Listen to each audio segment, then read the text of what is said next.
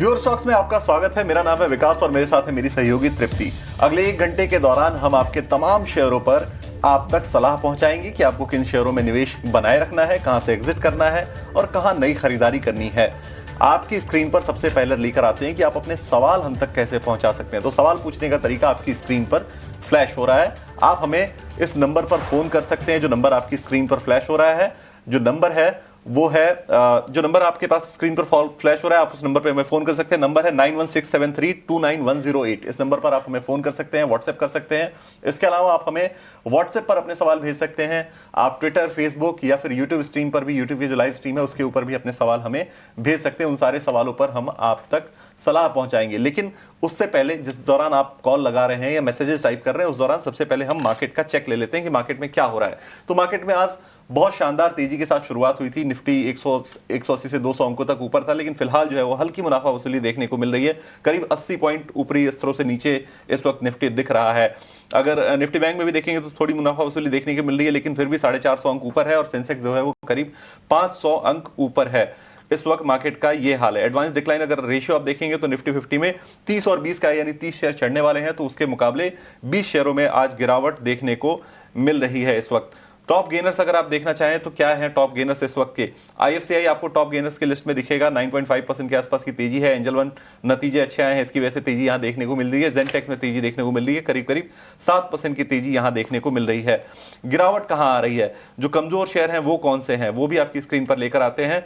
आपको जो कमजोर शेयर हैं वो आपकी स्क्रीन पर एक बार लेकर आते हैं। एचबीएल, एल&टी टेक्नोलॉजी, एमएमटीसी, ये तीन जो है वो शेयर सबसे ज्यादा गिरावट इस वक्त दिखा रहे हैं। सिप्ला में आपको गिरावट देखने को मिल रही है, इटर्नल में गिरावट देखने को मिल रही है। एचडीएफसी लाइफ, सन फार्मा, बीईएल, ये सारे शेयर जो है वो आज निफ्टी के लूजर्स हैं, जो कमजोरी दिखा रहे हैं। 1 से 1.5% से लेकर 2.5% तक के आसपास की कमजोरी यहां देखने को मिल रही है। कौन से शेयर आज 52 वीक हाई पर हैं?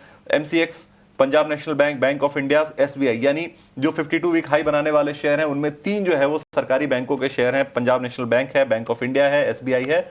ये 52 वीक हाई बनाने वाले शेयर आज के ट्रेड में दिख रहे हैं। बाटा इंडिया आज 52 वीक लो बना रहा है। ये एक कमजोर शेयर आज के ट्रेड में देखने को मिल रहा है। चलिए इस शो में अपने खास मेहमानों को शामिल करते हैं। हमारे साथ हैं गौरांग शाह जो जियोजित इन्वेस्टमेंट से हैं, और निमेश ठाकर हैं हमारे साथ जो nimeshthakar.com से हैं। गौरांग सर और निमेश, आप दोनों का बहुत स्वागत है 18 स्वदेश पर। इस 1 घंटे के अंदर हम आपसे तमाम चीजों पर सलाह लेंगे, लेकिन सबसे पहले गौरांग सर, मार्केट पर आपका व्यू क्या है? फ्राइडे आमतौर पर तेजी के लिए जाना नहीं जाता है, लेकिन आज तेजी देखने को मिल रही है, क्या नजरिया है आपका?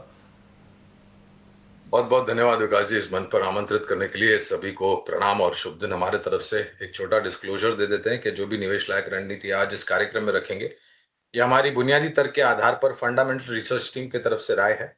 इसमें हमारी कंपनी जियोजित अथवा मेरा किसी भी प्रकार का व्यक्तिगत निवेश नहीं है, ना ही किसी प्रकार का वित्तीय लाभ मिलता है, ना ही किसी प्रकार का कॉन्फ्लिक्ट ऑफ इंटरेस्ट। लेकिन इस स्तर पर राय हम हमारे क्लाइंट्स को देते हैं, संभवतः पूर्वक उनका निवेश हो सकता है।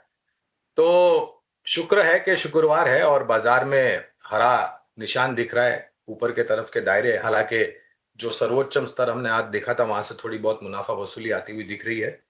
और शुक्रवार है, हफ्ते का आखिरी दिन, इसलिए कुछ ज्यादा कहना मेरे लिए तो बहुत मुश्किल होगा, क्योंकि छोटी मध्यम अवधि के लिए तो मैं सक्षम नहीं हूं टिप्पणी करने के लिए।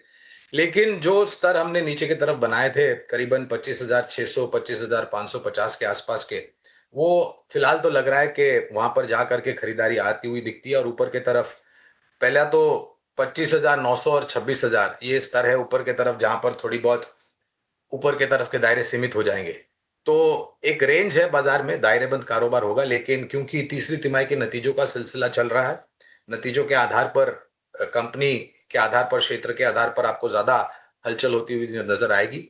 अगर आप छोटी मध्यम अवधि के लिए कारोबार कर रहे हैं तो मेरे लिए तो मुश्किल है टिप्पणी करना। लेकिन इसी प्रकार के बाजार जब करेक्शन में होते हैं तो आपको मौका देते हैं लंबी अवधि के लिए सक्षम मजबूत कंपनियों में निवेश करने के लिए, अगर एक अच्छा पोर्टफोलियो खड़ा करने के लिए।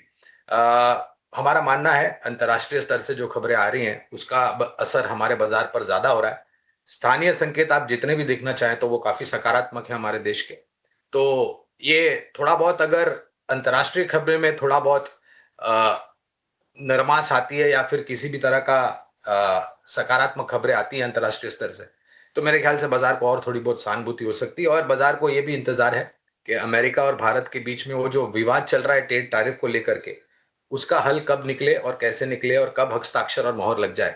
अगर ऐसा हो जाता है कुछ दिनों में तो थोड़ी बहुत ऊपर की तरफ के दायरे और बढ़ सकते बाजार में। रांग सर, आपने सही कहा, अगर ट्रेड डील को लेकर भी कोई पॉजिटिव खबर आती तो आने वाले दिनों में अच्छा इम्पैक्ट हम बाजार में आता हुआ देखेंगे। चलिए आगे बढ़ते हैं और अब वक्त हो गया है अपने पहले कॉलर को शो में शामिल करने का। इस वक्त हमारे साथ अशोक गुर्जर जुड़ चुके हैं। हाय अशोक, गुड आफ्टरनून। सबसे पहले बताइए आप कहाँ से बात कर रहे हैं और फिर अपना सवाल पूछिए। मैं डिस्ट्रिक्ट फिरोजपुर पंजाब से बात कर रहा हूँ जी। मेरे दो क्वेश्चन है। एक तो केपीआई टेक, ओके 1000 शेयर है जी, 1240। ओके। और दूसरे एचसीसी, एससीसी, ओके। वो 10,000 शेयर है एट द रेट ऑफ 24 रुपए। ठीक है, 24 रुपए पे एचसीसी और केपीआईटी टेक, दोनों पर आपका नजरिया क्या रहेगा अशोक? इसका मैं रख सकता हूँ 1 साल 6 महीने। एक साथ, ठीक है। निमेश जी, आपके साथ शुरुआत करेंगे। अशोक इस वक्त हमारे साथ लाइव जुड़े हुए हैं और इन्हें 2 शेयरों पर सलाह चाहिए। सबसे पहले केपीआईटी टेक की बात करें तो 1000 की क्वांटिटी में शेयर है, 1240 इनका खरीद प्राइस है और आज करीब 2.5% से ज़्यादा की तेज़ी के साथ शेयर कारोबार कर रहा है 1213 के लेवल पर। काफ़ी नुकसान ये झेल रहे हैं क्योंकि शेयरों की संख्या ज़्यादा है, 26,000 से ज़्यादा का नुकसान इस वक्त इन्हें हो रहा है। और दूसरा जो शेयर है वो एचसीसी का है, 10,000 की क्वांटिटी में इन्होंने ले रखा है और जो इनका बाइंग प्राइस है वो करीब 24 रुपये का बता रहे हैं और आज 3.25% की तेज़ी के साथ करीब 20 रुपये पर यह शेयर कारोबार कर रहा है। दोनों ही शेयरों पर 1 साल के लिए इन्हें राय चाहिए, क्या करना चाहिए? ज़्यादा दूर तो नहीं है इनके खरीद प्राइस से, क्या इन्हें 1 साल के लिए बने रहना चाहिए? आने वाले दिनों में अच्छे रिटर्न्स यहाँ पर मिलते हुए नजर आएंगे। वेरी गुड आफ्टरनून तृप्ति। देखिए, जिस तरह से आईटी सेक्टर का एक सेंटिमेंट जो है वो रिजल्ट सीजन के अंदर चेंज हुआ है और वैल्यू बाइंग हम लोग देख रहे हैं। केपीआईटी का भी अगर आप देखें चार्ट स्ट्रक्चर तो काफी टाइम से स्टॉक एक साइडवे मूव में रहा है और यहाँ से ट्रेंड रिवर्सल के संकेत जो है वो मिल रहे हैं। मेरा मानना है कि आपकी एंट्री है एक अच्छे लेवल के आसपास एंट्री की हुई है और डेफिनेटली यहाँ से आईटी सेक्टर एक ट्रेंड रिवर्सल दिखा रहा है, एक वैल्यू बाइंग दिखा रहा है, तो मैं आपको होल्ड करने की राय दूंगा। केपीआईटी का अगर स्ट्रॉन्ग सपोर्ट एरिया की बात करें तो नीचे की तरफ जो स्ट्रॉन्ग सपोर्ट एरिया आ रहा है वो 1140 के आसपास आ रहा है, बार बार वहां से स्टॉक सपोर्ट ले रहा है और बाइंग इंटरेस्ट दिखा रहा है। मैं मानता हूं कि आपको यहाँ से डेफिनेटली होल्ड करना चाहिए। आपका 1 साल का नजरिया है तो आप होल्ड कीजिए और मैं मानता हूं कि 1 साल के अंदर केपीआईटी की अगर बात करें तो ऊपर में 1450-1500 तक के लेवल देखने को मिल सकते हैं। तो फिलहाल नजरिया मेरा बुलिश है, ट्रेंड रिवर्सल दिख रहा है, तो आपको 1120 के स्टॉप लॉस से केपीआईटी टेक्नोलॉजीज के अंदर होल्ड की राय है। और दूसरा स्टॉक आपने बताया एचसीसी का। एचसीसी के अंदर जिस तरह से स्ट्रक्चर बना है, एक वीक सेट ऑफ स्ट्रक्चर है और एक टेक्निकल बाउंस हम लोग देख रहे हैं। मेरा मानना है कि यहाँ से अभी कोई बड़ा मूव आ जाएगा ऐसे चांसेस मुझे अभी नहीं लग रहे हैं। जब तक ये स्टॉक ऊपर में 26, 27 के ऊपर बंद नहीं आता है तब तक कोई बड़ा मूव नहीं आएगा, एक टेक्निकल बाउंस आपको देखने को मिलेगा। तो अगर आपकी बाइंग प्राइस 24 के आसपास की है, अगर 24 के लेवल के आसपास आता है तो मेरी राय ये रहेगी कि ऑल ओवर एक वीक सेटअप है तो यहाँ से आप एग्जिट कर दीजिए और कहीं अच्छी फंडामेंटल स्ट्रॉन्ग कंपनी के अंदर मूव कर दीजिए। तो एचसीसी के अंदर व्यू मेरा इतना बुलिश नहीं है, मैं आपको सेल ऑन राइज की स्ट्रेटेजी देता हूँ। अगर आपके बाइंग प्राइस के आसपास आता है तो वहां पर जरूर से आपको एग्जिट कर देना चाहिए। चलिए, तो ये सलाह है कि अगर आपको स्ट्रॉन्ग बाइंग यहाँ दिखती है, यानी अगर खरीदारी यहाँ आ रही है और शेयर चढ़ता है तो आप सेल ऑन राइज कीजिए, यानी एग्जिट करिए इस शेयर से, ये सलाह है। चलिए अगले कॉलर हमारे साथ जुड़ गए हैं, भुल्लन जुड़े हैं बरेली से। भुल्लन, कौन से शेयर है आपके पास, क्या सलाह चाहते हैं आप? मैंने उसमें भेज दिए थे जो भी था। हेलो भुल्लन, बताइए कौन से शेयर हैं आपके पास? Adani total gas. ठीक है, कितने शेयर हैं, किस भाव पे? 700। 700 के भाव पर आपके पास अडानी शेयर है, अडानी टोटल है 741 के भाव पर है। 741 के भाव पर आपके पास अडानी टोटल के शेयर हैं। जी। ठीक है, और शेयरों की संख्या कितनी है, कितने शेयर है आपके पास? 200, 189। ओके, ठीक है। कोई और भी शेयर है आपके पास? हाँ, सेजिलिटी 2000। सेजिलिटी के शेयर है आपके पास 2000 शेयर। जी। ओके, ठीक है भुल्लन, आपको राय एक बार पहुंचाते हैं पूछकर गौरांग सर से। गौरांग सर, इनके पास अडानी टोटल गैस के शेयर इनके पास 741 के भाव पर हैं और करीब करीब 200 शेयर हैं इनके पास। क्या करना चाहिए इन्हें शेयर, क्योंकि नीचे आ गया है, अभी इस वक्त 549 के आसपास चल रहा है और 52 वीक हाई 798 का था, यानी 52 वीक हाई से थोड़ा ही नीचे इन्होंने खरीदा है। क्या सलाह बनती है आपकी? देखिए विकास जी, व्यक्तिगत रूप में तो टिप्पणी नहीं कर पाऊंगा अडानी टोटल पर, क्योंकि कवरेज नहीं है, लेकिन इस क्षेत्र के ऊपर टिप्पणी कर पाऊंगा जो शायद थोड़ी बहुत सहायता निवेशकों और दर्शक मित्रों को कर सकती है। तो जिस क्षेत्र से अडानी टोटल का शेयर जुड़ा है, मेरे ख्याल से सकारात्मक नजरिया क्षेत्र के ऊपर उभर करके आता है। अडानी समूह की ये कंपनी है। गैस की खपत को लेकर के मेरे ख्याल से ये फिलहाल जो परिस्थिति है, क्योंकि हमने देखा है कि कच्चे तेल के और खास करके कच्चे तेल के दामों में किस प्रकार से उठापटक होती है, उसी तरीके से गैस के दामों में भी अंतरराष्ट्रीय स्तर पर उठापटक होती है, क्योंकि जियोपॉलिटिकल सिचुएशन इस प्रकार के उभर करके आती है। हमने 2 दिन पहले देखा था करीबन 8-10% की बढ़ोतरी कच्चे तेल के दामों में आ गई थी, फिर लगातार गिरावट आई। अमेरिका के तरफ से ईरान के ऊपर आक्रामक परिस्थिति करने की बात है, वेनेजुएला को लेकर के जिस तरीके से आक्रामक परिस्थिति अमेरिका ने खड़ी की है वगैरह वगैरह। और ये 2 देश हैं, वेनेजुएला और ईरान, ये बहुत बड़े उत्पादन देश हैं कच्चे तेल के और नेचुरल गैस को लेकर के। परिस्थिति छोटी मध्यम अवधि में थोड़ी बहुत क्षेत्र के लिए नकारात्मक हो सकती है, लेकिन स्थानीय संकेत काफी अच्छे हैं। खपत गैस की निरंतर बढ़ रही है और सरकार के तरफ से जो ढांचा है वितरीकरण का गैस का, वहां पर भी सुधार होने की संभावना पूरी तरीके से लग रही है। नए गैस पाइपलाइंस बिछाने की बात कर रही है सरकार। तो अगर ये ऐसा होता है, खपत बढ़ती है, तो जाहिर है इस क्षेत्र से जुड़ी कंपनियों पर आय और शुद्ध मुनाफे में आय अगर बढ़ती है, क्योंकि अगर खपत बढ़ती है तो आय बढ़ती है और आय बढ़ती है तो फिर शुद्ध मुनाफे में भी एक सकारात्मक असर आने की संभावना है। विशेष रूप में टिप्पणी नहीं कर पाऊंगा, क्योंकि एक सक्षम और कंपनी है, इतना बिल्कुल कह सकता हूं अडानी टोटल गैस। विशेष रूप में टिप्पणी नहीं कर पाऊंगा खरीदारी करने की, बेचने की या बने रहने की, क्योंकि कवरेज नहीं है। ठीक है। निमेश जी, आप कोई राय देंगे अडानी टोटल गैस पर? क्या चार्ट्स में कुछ आगे जाके अच्छे लेवल्स यहाँ पर नजर आ रहे हैं आपको? देखिए 530 एक स्ट्रॉन्ग सपोर्ट एरिया है, जहां पिछली बार भी हम लोगों ने देखा है कि यहाँ से बाइक इंटरेस्ट आता हुआ देखा था। तो मैं मानता हूं कि अभी फिलहाल थोड़ा वेट करना चाहिए।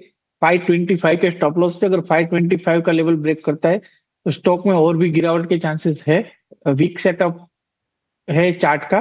तो अभी फिलहाल तो राय यही है कि अभी 525 के स्टॉप लॉस से इतना टाइम तक होल्ड किया है, तो थोड़ा और होल्ड कर दे। एक स्ट्रॉन्ग सपोर्ट एरिया के आसपास है और ट्रेंड रिवर्सल के चांसेस बन रहे हैं।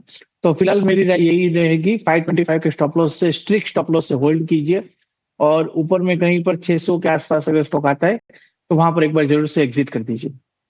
ठीक है, 525 का एक स्ट्रिक्ट स्टॉप लॉस लगाइए और 600 तक अगर आता है तो वहां पर एग्जिट की सलाह। ये टेक्निकल आपको बता दिया है, साथ ही फंडामेंटल्स राय भी आपको गौरांग सर ने इस शेयर पर दे दी है। चलिए आगे बढ़ते हैं और अगले कॉलर को शामिल करते हैं। इस वक्त हमारे साथ नवीन जुड़ गए हैं। हाय नवीन, गुड आफ्टरनून। कहाँ से बात कर रहे हैं आप और आपका सवाल क्या है? Hello ma'am, good afternoon ma'am. मैं मैम नक्शारी गुजरात से बोल रहा हूँ जी मैम। मेरा सवाल है, मेरे पास ना लेमन ट्री होटल्स हैं 230 शेयर 153 के रेट पर। और मेरा 3 साल का मैम लॉन्ग टर्म व्यू है, ठीक है जी। तो मैं जानना चाह रहा था कि मैम इसका क्या प्रोस्पेक्टस है, फ्यूचर प्रोस्पेक्टस? बिल्कुल नवीन जी, आपको बता देते हैं। आपका 3 साल का व्यू है और लेमन ट्री होटल्स हैं आपके पास।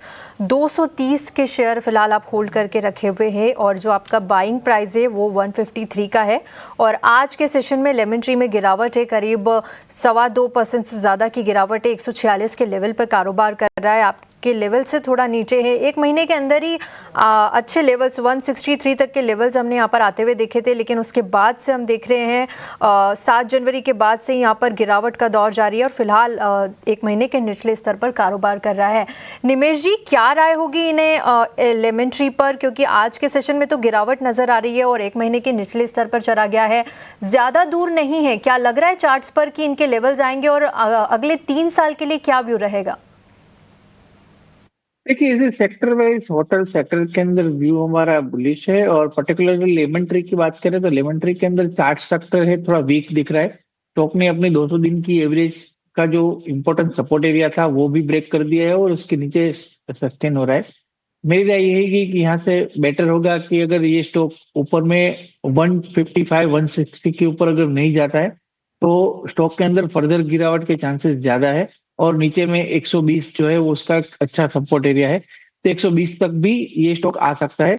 काफी ऑलरेडी एक रनअप आ चुका है और काफी टाइम बाद स्टॉक 200 दिन के एवरेज के नीचे ट्रेड कर रहा है, तो मेरी राय यही बनेगी कि थोड़ा कोशिश व्यू है, चार्ट सेटअप वीक है, 120 तक आने के चांसेस ज्यादा है, तो बेटर है कि आपका नजरिया भले लॉन्ग टर्म हो बट शॉर्ट टर्म जो है वो व्यू नेगेटिव है, तो एक बार आप एग्जिट कर दीजिए और 120 के आसपास आता है वहां पर जरूर से फिर से एंट्री लेने का प्लान कर सकते हैं। तो नवीन जी को यह सलाह है कि आप एग्जिट कर लीजिए क्योंकि शॉर्ट टर्म व्यू जो है वो नेगेटिव है, यहाँ पे अभी गिरावट और बढ़ सकती है। और नवीन जी एक सलाह ये भी है कि अगर आपके पास इतना लॉस हो रहा था, 230 पे आपने खरीदा, शेयर 146 तक गया, थोड़ा पहले कॉल लगा लेते। हम तो रोज आते हैं 12 से 1 आपके लिए ही बैठे रहते हैं, तो आप थोड़ा और पहले लगा लेते, शायद आपका नुकसान थोड़ा और कम होता और आपको सही सलाह मिल जाती। चलिए आगे बढ़ते हैं। सुशील हमारे साथ जुड़े हुए हैं, सुशील चंडीगढ़ से जुड़े हैं। सुशील, कौन से शेयर है आपके पास और क्या सलाह चाहते हैं आप? चंडीगढ़ से बोल रहा हूँ सर। मेरे पास 2 शेयर हैं, एक है सियाराम सिल्क। ठीक है।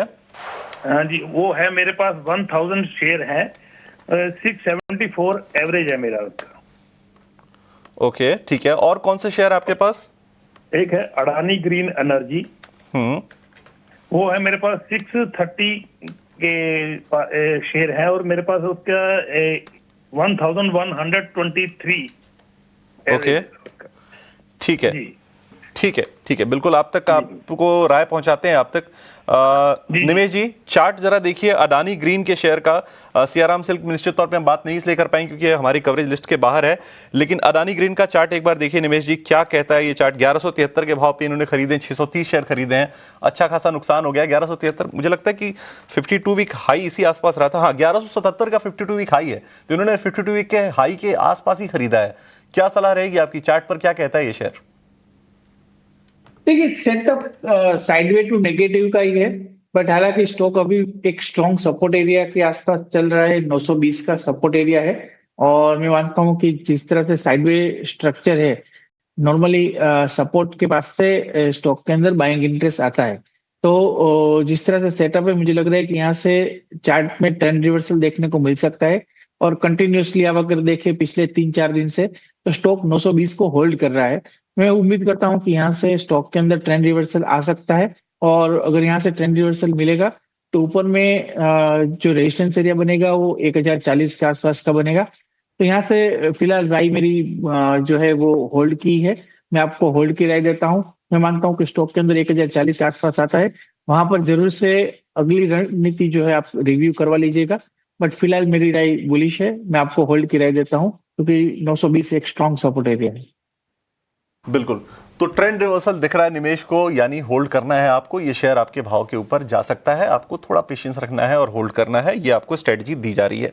फिलहाल एक छोटा सा ब्रेक लेना है, लेकिन ब्रेक के बाद कुछ ऐसे शेयर हैं जो लगभग हर पोर्टफोलियो में होते हैं, तो आपको कहीं जाना नहीं है, आपको बने रहना है। एक छोटा सा ब्रेक लेते हैं, फिर वापस लौटते हैं।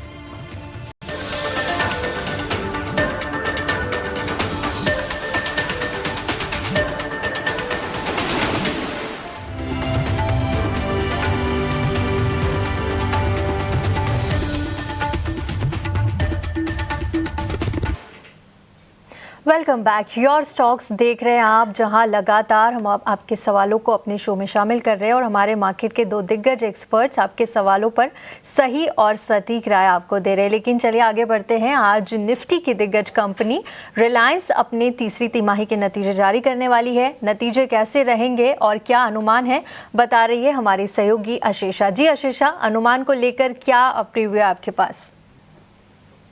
बिल्कुल, बिग बॉय रिलायंस इंडस्ट्रीज़ की बात करें तो काफ़ी अच्छे नतीजे एक्सपेक्टेड है इस तिमाही में। कंसोलिडेटेड रेवेन्यू की बात करें तो 2,58,000 करोड़ के आसपास आ सकता है, जो 1% का ग्रोथ होगा सीक्वेंशियल बेसिस पर और करीब 8% का ग्रोथ होगा सालाना आधार पर। एबिटा मार्जिन्स 18.5% पर एक्सपेक्टेड है। पिछले तिमाही में 18% के एबिटा मार्जिन्स कंपनी ने रिपोर्ट किए थे, तो सीक्वेंशियल बेसिस पर 50 बेसिस पॉइंट का मार्जिन एक्सपेंशन रिलायंस रिलायंस इस तिमाही में रिपोर्ट करता हुआ नजर आ सकता है। अब सेगमेंट वाइज परफॉर्मेंस की बात करते हैं। सबसे पहले रिलायंस रिटेल, याद रखिए जीएसटी कट के चलते काफ़ी अच्छा ग्रोथ एक्सपेक्टेड है। रिलायंस रिटेल 10% का एबिटा ग्रोथ और करीब 5% का बॉटम लाइन ग्रोथ भी इस तिमाही में रिपोर्ट करेगा। इसके अलावा याद रखें मार्जिन्स रिलायंस रिटेल के लिए कॉन्ट्रैक्ट होते हुए नजर आ सकते हैं। आरसीपीएल डीमर्जर और क्विक कॉमर्स सेलियंस के चलते मार्जिन्स पर थोड़ा सा इम्पैक्ट इस तिमाही में नजर आ सकता है। इसके अलावा ऑयल टू केमिकल बिजनेस की बात करते हैं, यहाँ पर अच्छा खासा ग्रोथ एक्सपेक्टेड है। ग्रॉस रिफाइनिंग मार्जिन्स जो पिछले 6 क्वार्टर से $8 से $10 प्रति बैरल के आसपास थे, वो इस तिमाही में बढ़कर करीब $12 प्रति बैरल के आसपास हो सकते हैं। तो ऑयल टू केमिकल बिजनेस में अच्छा खासा ग्रोथ इस तिमाही में रिलायंस रिटेल पेश कर सकता है।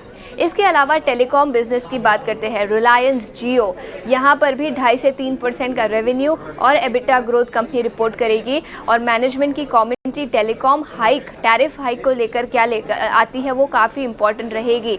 याद रखें रिलायंस जियो का लिस्टिंग मिडल ऑफ 2026 में होगा और उसके पहले इंडस्ट्री की उम्मीद है कि टैरिफ हाइक हो सकता है पूरे टेलीकॉम सेक्टर में। तो वहाँ से क्या कुछ कमेंट्री आती है उस पर सबकी नज़र रहेगी। इसके अलावा एवरेज रेवेन्यू पर यूज़र 213 से 214 रुपए के आसपास आ सकती है, जो सीक्वेंशियल बेसिस पर 1% का ग्रोथ होगा। प्रीवियस क्वार्टर में कंपनी ने 211 रुपए प्रति यूज़र का एवरेज रेवेन्यू पर यूज़र रिपोर्ट किया था।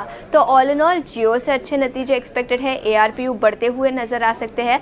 कंसोलिडेटेड बेसिस पर भी कंपनी सीक्वेंशियली ग्रोथ ही रिपोर्ट करेगी और ईयर ऑन ईयर बेसिस पर भी देखें तो रेवेन्यू में 8% का ग्रोथ और एबिटा मार्जिन एक्सपैंड होते हुए नज़र आ सकते हैं। शुक्रिया आशीष आपका पूरे अनुमानों को हमें बताने के लिए। और गौरांग सर, आपसे राय जानना चाहूँगी, रिलायंस पर आपकी क्या राय होगी? ओवरऑल देखें तो अच्छे नतीजे आने का अनुमान है। ऑयल एंड गैस सेगमेंट में, रिटेल सेगमेंट में ओवरऑल अच्छे नतीजे यहाँ पर हम एक्सपेक्ट कर रहे हैं। सर थोड़ा सा समय की पाबंदी है तो एक छोटा जवाब रखिएगा, रिलायंस को लेकर आगे का आउटलुक क्या है? बिल्कुल ऋतु जी, छोटा जवाब ही दूंगा। तो काफी लंबे समय से खरीदारी की राय बुनियादी तर्क के आधार पर हमारी कायम है और वो आज की तारीख में भी है। अब आज शाम को नतीजे आ रहे हैं, इसलिए आगे बढ़ती हुई तो टिप्पणी नहीं करूंगा, लेकिन तीसरी तिमाही के नतीजे अच्छे आए और नए कारोबार को लेकर के हम भी काफी उत्साहित हैं। जैसे अभी आपके सहयोगी बता रहे थे आशीषा, हमें भी लग रहा है कि ऑयल टू केमिकल्स का जो बिजनेस है और रिफाइनिंग मार्जिन से और खास करके जियो मोबिलिटी का योगदान ऊपर की तरफ आने की संभावना है। गौरांग सर बहुत बहुत शुक्रिया आपका, और देखना होगा किस तरह के नतीजे रहते हैं। इसी के साथ फर्स्ट सेगमेंट में इतना ही। निमेश जी, आपका भी बहुत बहुत शुक्रिया हमारे साथ जुड़ने के लिए और हमारे दर्शकों का मार्गदर्शन करने के लिए। चलिए, इसी के साथ योर स्टॉक्स के फर्स्ट सेगमेंट में फिलहाल इतना ही, लेकिन हम कहीं नहीं जा रहे। एक छोटा सा ब्रेक लेंगे और ब्रेक के बाद एक बार फिर आपके साथ जुड़ेंगे।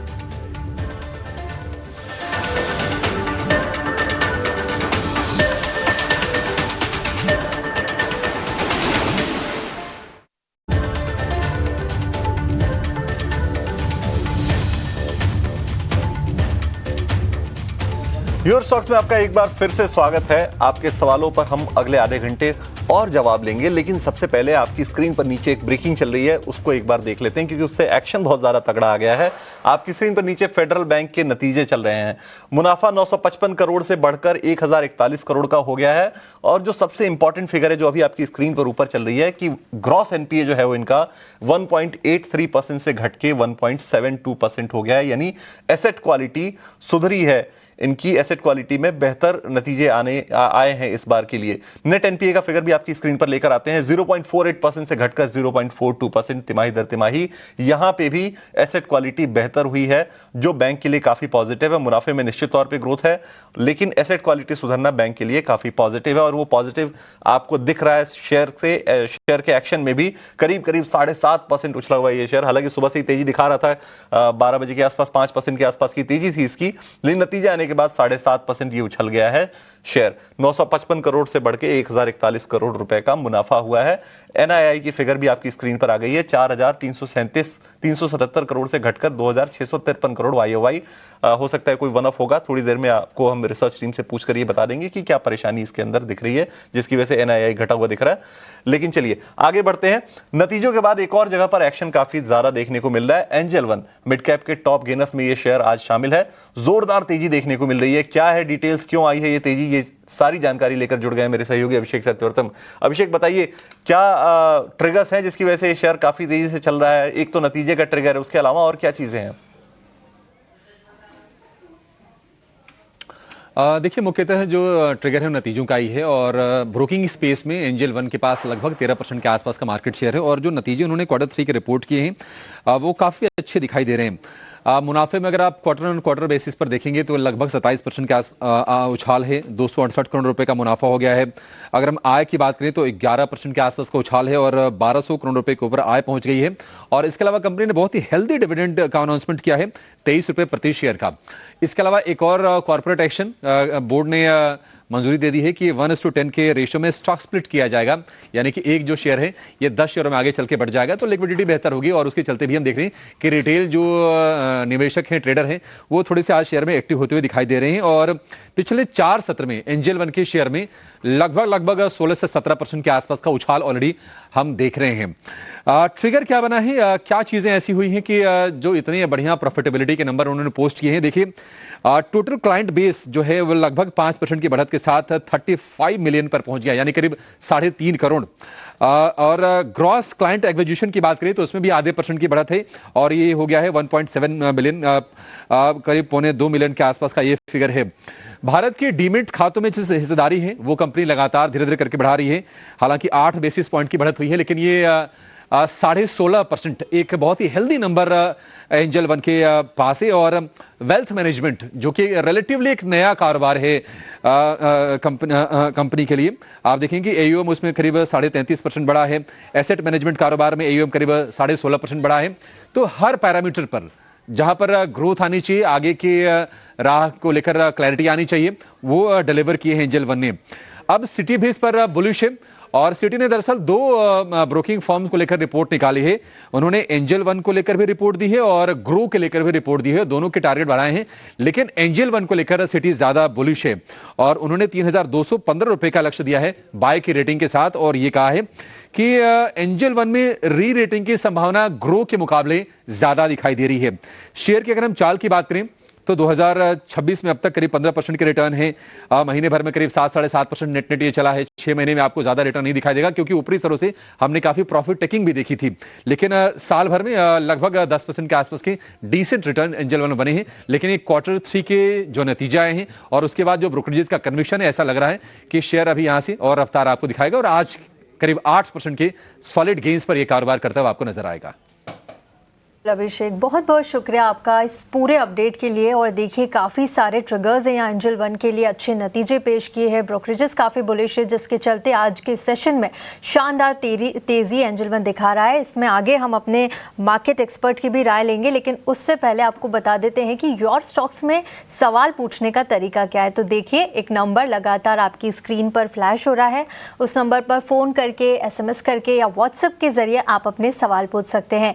इसके अलावा हम अपने सारे social media platforms like Facebook page, Instagram, Twitter handle और यूट्यूब पर भी लाइव है इस वक्त, तो वहां जाइए और कमेंट सेक्शन में जाके अपनी क्वेरीज डालिए, वहां से भी हम कुछ सवाल पिक्स करते हैं। चलिए आगे बढ़ते हैं और आज आपके सवालों के जवाब देने के लिए हमारे साथ है खास मेहमान निर्मल बंग की स्वाति होतकर। स्वाति जी, बहुत बहुत स्वागत है आपका योर स्टॉक्स में। मैं आपके पास भी आऊंगी, लेकिन उससे पहले एक मार्केट चेक ले लेते हैं। देखिए हफ्ते का आज आखिरी कारोबारी दिन है और अच्छी तेजी बाजार में नजर आ रही है। हालांकि थोड़ी प्रॉफिट टेकिंग नजर आई, लेकिन अगर फिलहाल की बात करें तो निफ्टी करीब 100 अंकों की तेजी के साथ 25,765 के लेवल पे कारोबार कर रहा है। सेंसेक्स में भी करीब 400 अंकों की तेजी इस वक्त नजर आ रही है। वहीं बैंक निफ्टी की बात करें तो यहां पर अच्छे मूव्स है और करीब 450 अंकों की तेजी के साथ 60,026 के लेवल पर बैंक निफ्टी कारोबार कर रहा है। हफ्ते के कारोबारी दिन इस वक्त आप बाजार की चाल को किस तरह से देख रही हैं? Good afternoon everyone. View definitely positive है। निफ्टी और बैंक निफ्टी में अगर टेक्निकली कंपैरेटिव एनालिसिस करें तो बैंक निफ्टी काफी स्ट्रॉन्ग है। आज उसने क्लस्टर रेजिस्टेंस जोन का ब्रेकआउट भी दिया है 60,000, जो कि एक साइकोलॉजिकल रेजिस्टेंस लेवल्स था, उसके ऊपर काफी अच्छी वेल ट्रेड हो रही है। निफ्टी की बात करो तो यस 26,000 एक वो भी साइकोलॉजिकल रेजिस्टेंस जोन है provided by the 50 days moving average. But last 2 दिन से जो सेटअप बना रही है 25,600 के जो सपोर्ट्स फॉर्मेशन में वो आज बरकरार रखे हैं। मुझे लगता है जब तक वो होल्ड है तब तक ये वापस हमें एक स्ट्रॉन्ग पुल बैक रैली देखने मिल सकती है 26,000 के लेवल तक। मार्केट ही वोलेटाइल रहेगा बिकॉज ऑफ ग्लोबल न्यूज, आज इलेक्शंस के रिजल्ट्स आ रहे हैं, उसकी वजह से हम काफी वोलेटिलिटी देख रहे हैं मार्केट्स में, बट ट्रेंड डेफिनेटली पॉजिटिव है, कोई मेजर ब्रेकडाउन्स मुझे नजर नहीं आ रहे हैं। आई बिलीव कि निफ्टी में क्षमता है कि 26,000 के लेवल्स वापस रीटेस्ट करने के, उसके ऊपर अगर ये सस्टेन होता है तो 26,200 to 400 के लेवल्स ओपन अप हो जाते हैं। तो जिनके पास भी लॉन्ग पोजीशन है डेफिनेटली बनी रखिएगा।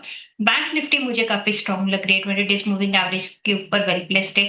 अगर आज का क्लोजिंग ऐसे ही रखती है एटलीस्ट 59,900 के अबाव भी, तो मुझे लगता है यस इसमें वापस हमें अपसाइड काफी अच्छी रैली देखने मिल सकती है। 60,700 to 61,000 के लेवल्स ओपन अप हो जाते हैं। तो ओवरऑल सेटअप्स काफी स्ट्रॉन्ग है। मार्केट ब्रेथ थोड़ा टग ऑफ वॉर चल रहा है बिटवीन बुल्स एंड बेयर्स में, बट आई बिलीव कि स्टॉक्स भी काफी अच्छी परफॉर्मेंस रैली हमें देखने मिलेगी प्रोबेबली नेक्स्ट वीक में। सेक्टोरियल रोटेशन, तो ये मार्केट में ऐसी स्ट्रेटेजी रखनी चाहिए कि स्टॉक स्पेसिफिक आप ट्रेड लीजिएगा but play with the strict stop losses. ये रणनीति के हिसाब से आप चलोगे मार्केट्स में तो डेफिनेटली प्रॉफिट अच्छे अर्न करोगे। बिल्कुल, तो टग ऑफ वॉर चल रहा है बुल्स एंड बेयर्स के बीच में। हालांकि बुल्स अभी जीत रहे हैं और आप खुशी मनाइए, वीकेंड पर बुल्स जीत रहे हैं, आपका वीकेंड अच्छा जाने वाला है। चलिए अपने लाइव कॉलर्स को शामिल करते हैं। यूट्यूब से एक सवाल आया प्रभु का। प्रभु ने हमें सवाल भेजा है और उन्होंने पूछा है कि उनके पास 300 शेयर हैं आईटीसी होटल्स के 230 के भाव पर और वेटिंग पीरियड उनका 6 महीने का है, क्या करना चाहिए? उसके अलावा 20 बजाज फाइनेंस के भी शेयर उनके पास 1050 के भाव पर, उस पर भी इनको सलाह चाहिए कि 6 महीने की वेटिंग पीरियड में या होल्डिंग पीरियड में इन्हें क्या करना चाहिए, रुकना चाहिए या फिर निकलना चाहिए। आईटीसी की जहां तक बात है तो आईटीसी 230 पे इन्होंने खरीदा है आईटीसी होटल्स और 189 के आसपास ये जा चुका है शेयर गिर के, और हाई जो था वो 261 का था, यानी काफी इन्होंने ऊंचे के भाव पे खरीदा है। बजाज फाइनेंस 1050 के भाव पे खरीदा है, 954 रुपए का ये शेयर हो चुका है। स्टॉक स्प्लिट के बाद इसके भाव कम हुए थे, वहां पे इन्होंने खरीदा 1050 पे, 954 का ये शेयर हो चुका है। स्वाति, क्या सलाह आपकी बनती है इन दोनों शेयरों पे? क्वालिटी वाइज तो शेयर अच्छे हैं, क्या चार्ट पर भी अच्छे दिखते हैं आपको? यस डेफिनेटली व्यू पॉजिटिव है लंबे नजरिए के हिसाब से। आईटीसी होटल की बात करूं तो ऑलरेडी हम लोग ने काफी करेक्शन देखा है ऑलमोस्ट 260 to 180 के रेंज में। अब ये ओवरसोल्ड जोन में अप्रोच करने के लिए जा रहा है। आई बिलीव कि डेप्थ अभी भी है इसमें, प्रोबेबली 175 तक हमें एक डाउनफॉल देखने मिल सकता है, देन वहां से एक रिवर्सल रैली हमें देखने मिलेगी which will take a stock towards 210 से 220 के लेवल्स तक। तो मैं कहूंगी कि अभी लोअर लेवल्स पे लॉस बुक मत कीजिएगा, आप होल्ड कीजिएगा। इसमें क्षमता है 230 के लेवल्स तक रैली दिखाने की, तो करंट लेवल्स पे मैं होल्ड कहूंगी। बजाज फाइनेंस के लिए मेरा व्यू अभी भी पॉजिटिव है। नो वंडर इसमें ओवरबॉट जोन टच किए हैं, मोमेंटम इंडिकेटर्स जैसे आरएस है वो पॉजिटिव क्रॉसओवर दिखा रहे हैं। एंड द इंटरेस्टिंग ऑब्जर्वेशन है कि इसमें आज ये 200 डीएम में वापस अप्रोच करने की कोशिश कर रहा है। डेप्थ लिमिटेड है 930-900 के लेवल, सिंस आपका एलिवेटेड लेवल ऊपर के लेवल्स का बाइंग है। अगर कोई भी नीचे आता है ये काउंटर 900 के आसपास, तो मैं कहूंगी कि आप एवरेज कीजिएगा ताकि बाइंग प्राइस आपके नीचे आ जाएगी। एंड इसमें पुल बैक रैली आने की क्षमता है वापस 1050 to 1100 के रेंज में, तो दोनों काउंटर्स होल्ड रखिएगा। बट बजाज फाइनेंस में हो सके तो 900 के आसपास आप एवरेज आउट कर सकते हो। दोनों ही काउंटर आईटीसी और बजाज फाइनेंस पर फिलहाल होल्ड की सलाह है और 900 के पास आता है बजाज फाइनेंस, तो वहां पर आप थोड़ी एवरेजिंग कर सकते हैं। चलिए आगे बढ़ते हैं और दूसरे कॉलर को शामिल करते हैं। इस वक्त हमारे साथ मुकेश लाइव जुड़ चुके हैं। हाय मुकेश, गुड आफ्टरनून और पूछिए अपना सवाल। मुकेश, आपको आवाज़ आ रही है मेरी? ठीक है, कुछ टेक्निकल ग्लिच के कारण उन्हें मेरी आवाज़ नहीं आ रही है, लेकिन उनका सवाल हमारे पास है। स्वाति जी, मुकेश गर्ग का सवाल है भटिंडा से और 3000 की क्वांटिटी में यस बैंक के शेयर है, जो इनका खरीद प्राइस है वो 28 रुपये के आसपास ही बता रहे हैं। और आज के सेशन की बात करें तो यहाँ पर करीब 3% के आसपास की तेज़ी नज़र आ रही है और शेयर फिर से 6 महीने के ऊपरी स्तर पर पहुँचता हुआ दिख रहा है। 16% से ज़्यादा के रिटर्न यहाँ पर दिए हैं, लेकिन इनके पास जो है वो शेयरों की संख्या ज़्यादा है और 28 का खरीद प्राइस है, जिसके चलते 14,000 से ज़्यादा का नुकसान ये झेल रहे हैं। क्या लगता है यस बैंक के चार्ट्स किस तरह से नज़र आ रहे हैं? इनके बाइंग प्राइस पे जाएगा और आगे जाके और अच्छे लेवल्स आपको आते हुए नजर आ रहे हैं यस बैंक में? यस, लास्ट अगर 3-4 साल का आप डेटा देखोगे, ऑलमोस्ट 2021 से ये परफॉर्म नहीं कर रहा था, पार्टिसिपेट नहीं कर रहा था मार्केट रैली में। काफ़ी स्टक हुआ है within the range of at least 15 rupees to 20, and I believe कि probably 2026 will be the good year for this particular stock. No wonder आपका ऊपर के लेवल्स का बाइंग है। अगर कोई भी नीचे में डेप्थ आता है, 20 रुपए काफ़ी अच्छे स्ट्रॉन्ग सपोर्ट्स उसने फॉर्मेशंस की है, तो जब तक वो बरकरार है, तब तक ट्रेंड पॉजिटिव रहेगा ये पर्टिकुलर स्टॉक्स में। मुझे लगता है कि इसमें क्षमता है 32 टू 35 के लेवल्स तक जाने की, तो आप पोजीशंस होल्ड कर सकते हो। अगर करंट लेवल पे आप एवरेज आउट करना चाहते हो तो भी कर सकते हो। डेफिनेटली काउंटर पॉजिटिव है एंड 32 के टारगेट्स में देख रही हूँ यहाँ से। ठीक है, होल्ड करके रखिए। 32 तक के लेवल्स आपको यस बैंक में आते हुए नजर आएंगे और स्वाति जी की साइड से भी पॉजिटिव व्यू ही यस बैंक पर आया है। इसी के साथ स्वाति जी, बहुत बहुत शुक्रिया आपका हमारे साथ जुड़ने के लिए और हमारे दर्शकों का मार्गदर्शन करने के लिए। चलिए, यहाँ पर वक्त एक छोटे से ब्रेक का। ब्रेक के बाद फिर से एक बार आपके साथ जुड़ेंगे, जल्द लौटते हैं।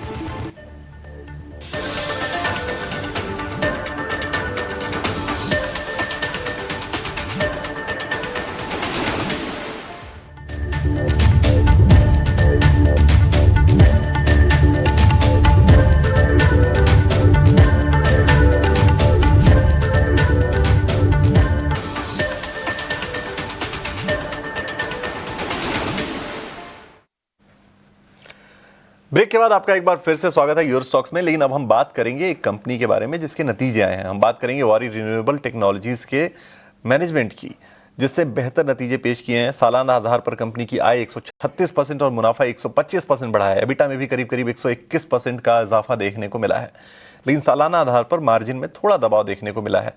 नतीजों को कहां से सपोर्ट मिला, कहां से ये नतीजे इतने शानदार दिख रहे हैं, मार्जिन में सुधार की क्या रणनीति है, इन सब पर चर्चा करेंगे। चर्चा के लिए हमारे साथ जुड़ रहे हैं वारी रिन्यूएबल के सीएफओ मनमोहन शर्मा जी। मनमोहन जी, बहुत स्वागत है आपका ईटी नाउ स्वदेश पर, और आपको सबसे पहले तो शानदार नतीजों के लिए बधाई। पहला सवाल मेरा इसी चीज को लेकर है कि ये नतीजे बहुत शानदार देखने को मिले हैं, प्रॉफिट में काफी बड़ा सर्ज देखने को मिला है। कितना सस्टेनेबल होगा ये, क्योंकि रेट ऑफ ग्रोथ जो है वो काफी हाई है, तो ये इमीडिएट टर्म में अगर हम देखें तो कितना सस्टेनेबल होगा, और कौन से ड्राइवर्स ऐसे होंगे जो इंश्योर करेंगे कि FY27 में भी ये ट्रैजेक्टरी कंटिन्यू रहेगी? आप अगर देखेंगे हमारा जो ग्रोथ ऑन बेसिस पे, जो कि मार्च 2025 में हमने 1597 करोड़ किया था, जो कि आज 9 मंथ में हमने 2230 करोड़ कर लिया। सो ये अगर ऑन वाई बेसिस पे भी आप देखेंगे तो हमने 98% से इंक्रीज हुआ है ये। तो ये जो हमारा जो प्रेजेंट ऑर्डर बुक है, जो कि 2.9 गीगावाट का ऑर्डर बुक है, जो कि हम नेक्स्ट 12 to 15 महीनों में करेंगे, तो ये रहने की संभावना है। और आगे जाने वाले क्वार्टर में भी, जो कि इस साल में ऐड होगा, तो नतीजे और रेवेन्यू अच्छे होने की संभावना है आगे जाके भी।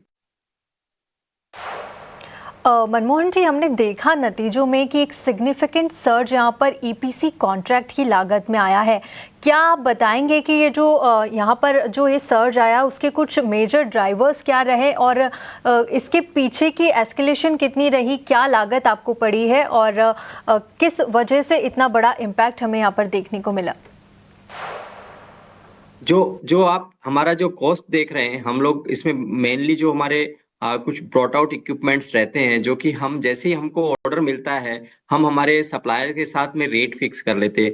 कभी हमारे पास में मॉड्यूल या दूसरे बीओएस आइटम की सप्लाई भी आती है, तो भी हम जैसे ही हम ऑर्डर फाइनलाइज करते हैं, तो हमारे कॉस्ट को भी हम हेज कर लेते हैं या फिक्स कर लेते हैं, जिससे कि हमारा कॉस्ट भी है वो हमारी ऑप्टिमाइजेशन रहेगा। और आगे के आने वाले टाइम में भी हम कॉस्ट ऑप्टिमाइजेशन के एफर्ट्स कंटिन्यूस लगाते रहते हैं विद द हेल्प ऑफ, जैसे बजट कंट्रोल करते हैं। इन सब से हम हमारे कॉस्ट को एक अपने एस्टिमेट के हिसाब से रखने की कोशिश करते हैं।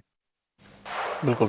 मनमोहन जी, मुनाफे और प्रॉफिट और आय में काफ़ी बड़ी ग्रोथ देखने को मिली है, लेकिन अगर हम मार्जिन्स की बात करें, तो एबिटा मार्जिन की बात करें या फिर पैट मार्जिन की, प्रॉफिट मार्जिन की बात करें, तो दोनों में वाई ऑन वाई यानी साल दर साल या फिर तिमाही दर तिमाही, दोनों तरीकों से अगर देखें तो हल्की गिरावट वहाँ देखने को मिली है। हालांकि आपका जो गाइडेंस है वो 15% से ज़्यादा का है, वो थ्रेशोल्ड के ऊपर ही है। लेकिन क्या ड्राइवर्स रहे जो जिनकी वजह से मार्जिन्स में जो है वो थोड़ी गिरावट देखने को मिली, और आपका आगे को लेकर मार्जिन का आउटलुक क्या कहता है कि आगे मार्जिन्स कैसे रहने वाले हैं? अगर आप देखेंगे कि हमारा टोटल ओवरऑल पूरे 9 महीने का अगर ईबिटा मार्जिन देखेंगे, पुराने ईयर ऑन ईयर बेसिस पे, तो इसमें काफी इंप्रूवमेंट हुआ है, जो कि पहले 16.46% था, अब इस साल में 19.4% हो गया। तो पिछले 9 महीने के हिसाब से अगर आप इसको देखेंगे तो उसमें काफी सिग्निफिकेंट इंप्रूवमेंट आया है। बट इस क्वार्टर के लिए स्लाइटली लेस है, लेकिन ऐसी हमारी इंडस्ट्री में हमने जो ईबिटा मार्जिन का गाइडेंस दिया है वो 15% से ऊपर दिया है, और अभी हमने 19.48 अचीव किया है। तो ये हमारे लिए अच्छा है, और ये आगे जाके भी हम कोशिश करेंगे कि ये हमारा 15% से ऊपर रहे। बिल्कुल, ये मार्जिन्स की बात हुई, लेकिन 2.92 गीगावाट की अनएग्जीक्यूटेड ऑर्डर बुक है जो आपकी, इसका जो रेवेन्यू पर इम्पैक्ट आएगा, ये टाइमलाइन क्या होगी? कब तक हमें रेवेन्यू में इस बड़े पैमाने की जो क्षमता है उसका इम्पैक्ट आते हुए नजर आएगा? ये जो ऑर्डर बुक है हमारा 2.9 गीगावाट का जो ऑर्डर बुक है आज की तारीख में, वो हम आगे जाके 12 से 15 महीनों में एग्जीक्यूट करेंगे।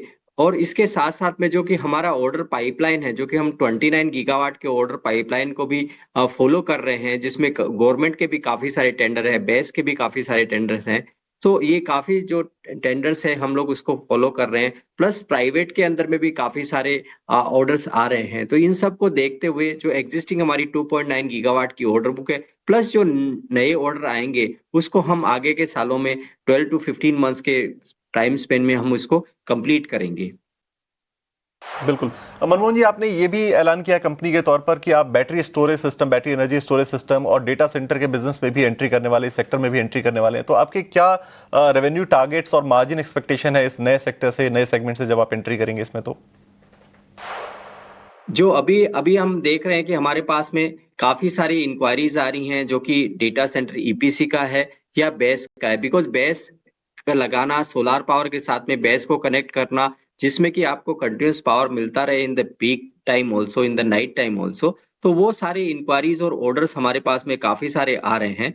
हम ये एक्सपेक्ट करते हैं कि आगे के वर्षों में भी बेस के साथ में सोलार इंस्टॉलेशन का माहौल बना रहेगा, और बेस के साथ में बेस का ईपीसी हमको मिलेगा, जिसमें बेस के ईपीसी में हमको हो सकता है कि टन की ऑर्डर मिले या खाली प्योर बेस का मिले। तो ये भी हमारे लिए काफी अच्छा सेक्टर है, काफी एक अच्छा डाइवर्सिफाइड हो जाएगा हमारा ईपीसी पोर्टफोलियो ये सब आने के बाद में। बिल्कुल मनमोहन जी, लेकिन हम जानना चाहते हैं कि जो अपकमिंग बजट पेश होने वाला है, आपकी बजट लिस्ट क्या है और रिन्यूएबल एनर्जी सेक्टर के लिए क्या कुछ आप एक्सपेक्ट कर रहे हैं आने वाले बजट से? अभी जो है आने वाले बजट में जो कि हमारी गवर्नमेंट की स्कीम है, जैसे पीएम सूर्यघर मुफ्त बिजली योजना, पीएम कुसुम योजना, ऐसी स्कीम और भी तरीके से आती रहे, ताकि जो इंडिया का 2030 का जो टारगेट है वो हम उससे पहले ही अचीव करें। इसके साथ साथ में जो कि ऐसे प्रोजेक्ट्स हैं जिसका कि फाइनेंसिंग रिक्वायरमेंट है, वो भी जो इंस्टीट्यूशंस है वो भी इजीली अवेलेबल कराएं, सो दैट ये ज्यादा से ज्यादा हम लोग ग्रीन पावर, सोलार पावर लगा के और अपने हमारे जो 2030 के लक्ष्य को हम जल्दी से प्राप्त करें, और हमारी जैसी कंपनियों को ये सब ईपीसी वर्क करने का मौका मिलता रहेगा। बहुत बहुत शुक्रिया मनमोहन जी आपका, हमारे साथ जुड़ने के लिए, हमें वक्त देने के लिए और तमाम इस चर्चा के लिए शुक्रिया।